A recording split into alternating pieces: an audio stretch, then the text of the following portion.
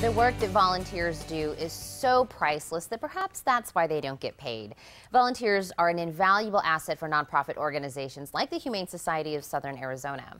And they offer their time, talents, enthusiasm, and hard work to help countless organizations achieve their missions. Here to talk about why you should consider opening your time and heart to volunteering with the Humane Society of Southern Arizona this summer is our favorite, Samantha. Samantha, how are you? Good, how are you? Good. Well, I can see you have a very good friend with you here today. Who is this that you brought? This is Kayla.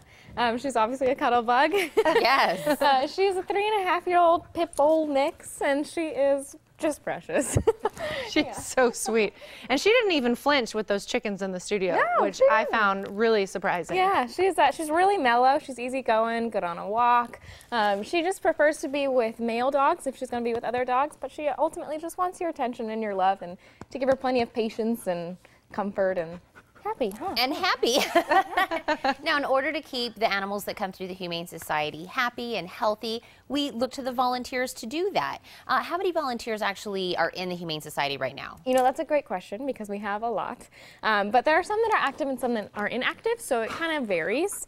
But last year, we had all of our volunteers put in about 150,000 hours, which came out to 71 full-time employees. Wow. So, you know, not necessarily the number amounts so much as how much effort they're putting in, because they are really keeping us going, and that, you know, we couldn't do the work that we do without them, and they're with us 365 days a year taking care of those animals. Wow. And I'm sure it takes so many jobs and so many things that have to go on at the Humane Society to keep it running. So maybe talk about some of the things that the volunteers do. Yeah, I mean, I could never name everything they do. But, you know, some of the big ones are walking our dogs. Every morning, the dogs, they're restless. They want to have something to do during the day. So in the morning, the dog walkers will take them out.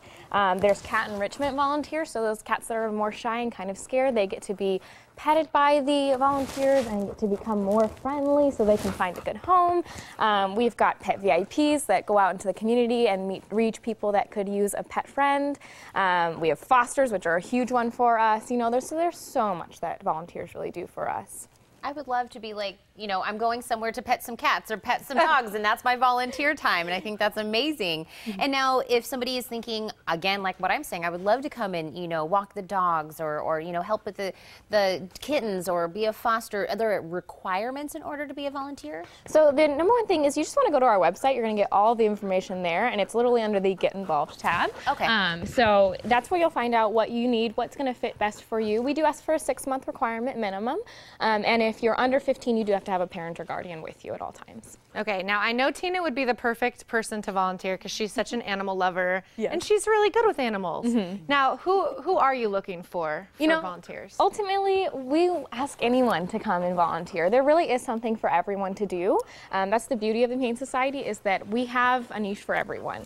So, you know, if you like kids, then we have kids programs that you can work with. If you like to adopt animals out, you can be an adoption counselor.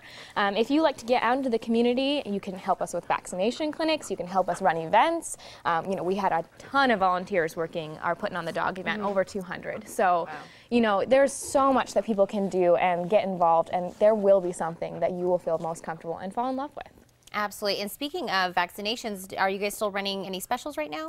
We don't have any current specials, but we do always do our vaccination clinics. So we just had one this morning, and there should be another one on Saturday. Another one on Saturday.